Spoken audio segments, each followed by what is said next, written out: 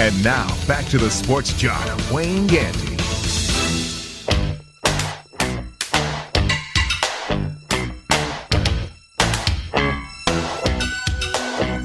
It's Wayne Gandy.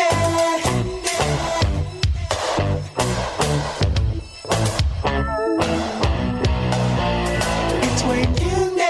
Oh, log on so you can see the Sports JOC, even Big Candy. Welcome back to the Sports Jock Show. I'm the Sports Jock Wayne Candy. We just talked about the Dallas Cowboys taking on Detroit last night, 42-21. The Cowboys 13-3. They have two gentlemen who are rookies that are up for Player of the Year, and their head coach, Jason Garrett, probably will win the Coach of the Year, in my opinion, because nobody, just like the Raiders, either him or Jack Del Rio, neither one of these teams you could have said back in July was going to be at this point in their season winning like this. As we went to break, and as you may know, one of the hot button topics of the last couple of years in all three sports, not just in the NFL, but NBA and Major League Baseball, has been officiating to the point we talked about Major League Baseball wanting them to use a machine to call balls and strikes. In the NFL, a lot of claws have been blown. A lot of excuses have been mailed out that we missed calls by the committee during the week. We wanted to talk to a gentleman who wrote an article on this. Celebrations up 50% from 2015. Everybody's mad. Nobody wants to have fun. And that's what our guest has written an article about. Eddie Pells, the Associated Press national writer. Good morning to you. Wayne, how are you? I'm doing great. My first question is, can you ever see Roger Goodell allowing these players to have the fun that they used to? No. Anything? You think Roger Goodell's ever going to do anything that would make sense? Listen, I get why the celebration rules are in, because you don't want to, create bench clearing brawls because somebody, sticks a football in somebody else's face. But this year, some of the things that have happened that have been flagged have actually been pretty fun to watch. And I don't think any of it's been, 90% of it hasn't been really that out of control. And I mean, the NFL's already realizing that they way overstepped this thing with the celebrations, and they're trying to figure out how to save face for themselves, but also how to, not look like so uptight, Right. They've got to figure out how to put a little, especially like with the ratings going down and things like that. And then you're throwing flags on twerking and the opening week thing where the twerk where Odell snapped a picture of Victor Cruz. That was good stuff. Like, they threw a flag on that. I mean, that to me would that didn't make any sense. So they got to figure something out there, and I'm sure they'll come up with a rule and then immediately blow it off at the start of 2017. But yeah, that's one of a dozen issues that we could talk about with the officiating. And Eddie, who are they cleaning up this celebrating for? Like, this used to be mass marketing. When you would see a commercial advertising the game, they used to plug somebody celebrating in. It definitely was always on the video game. Who is the NFL powers that be trying to clean this out of the league for?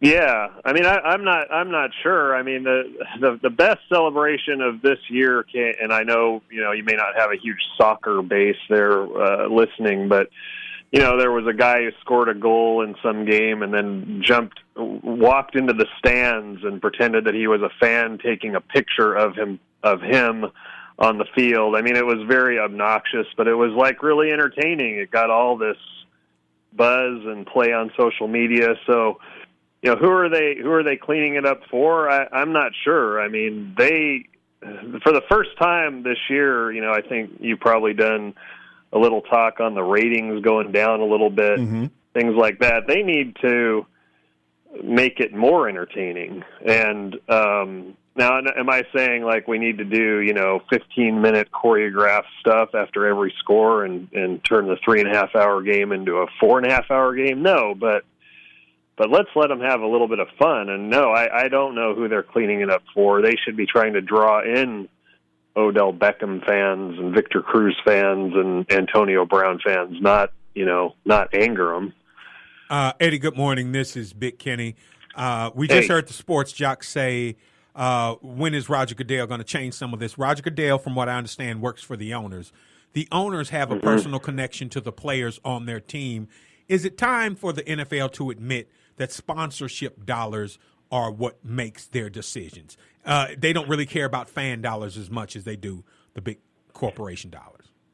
Well, it's interesting you bring that up because we were talking a lot about expansion, last off season, the team going into LA and things like that.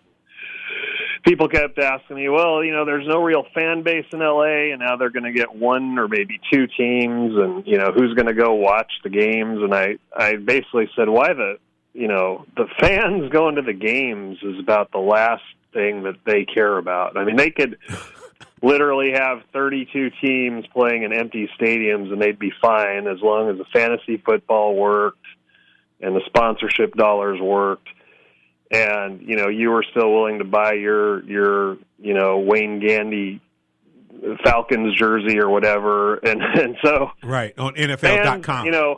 Actual fans going to games right now is somewhere between about the 6th and 10th most important thing. I mean, as long as those TV contracts and, like you said, the sponsorship dollars are coming in, and the thing is driven by fantasy football to some extent. Can you alienate everybody and make the game unwatchable?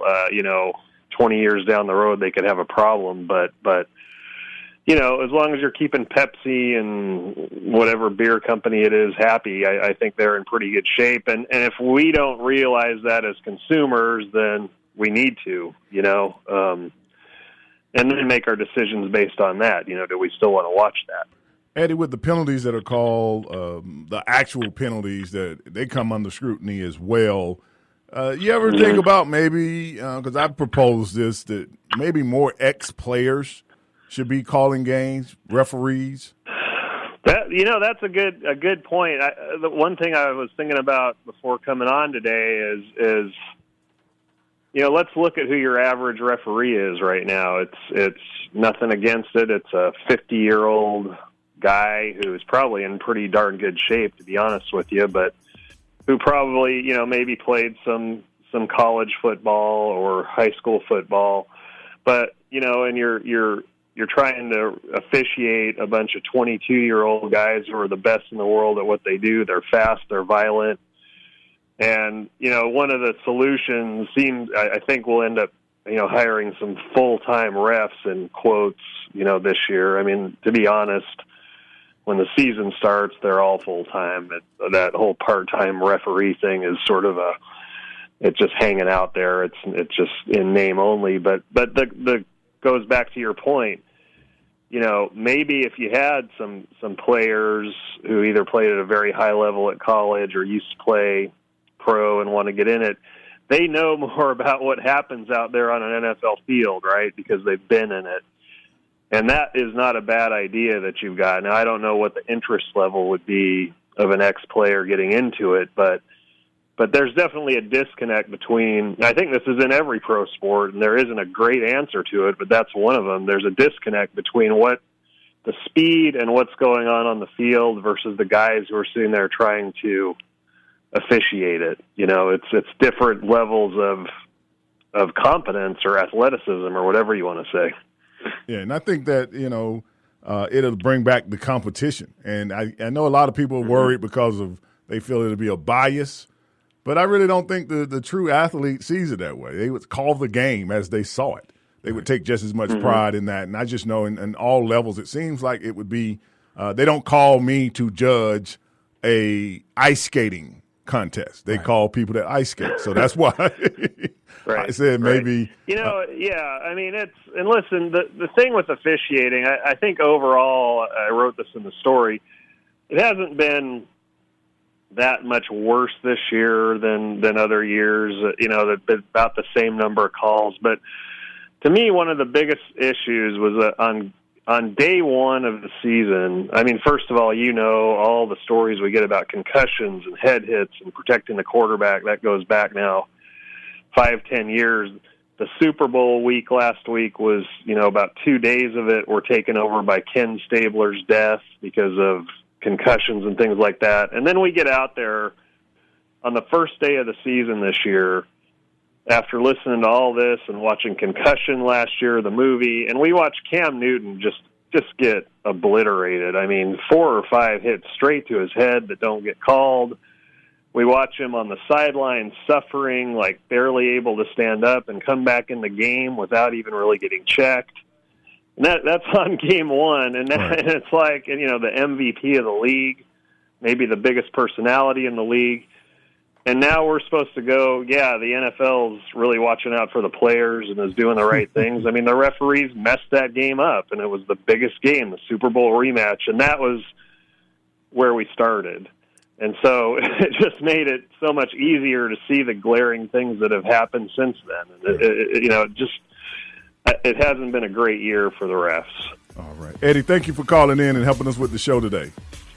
Thank you. All right. Eddie Pells, Associated Press, National Writer, article, Missed Calls Aplenty, and the NFL is looking for fixes. We'll be back with more of the Sports Jock Show right after this.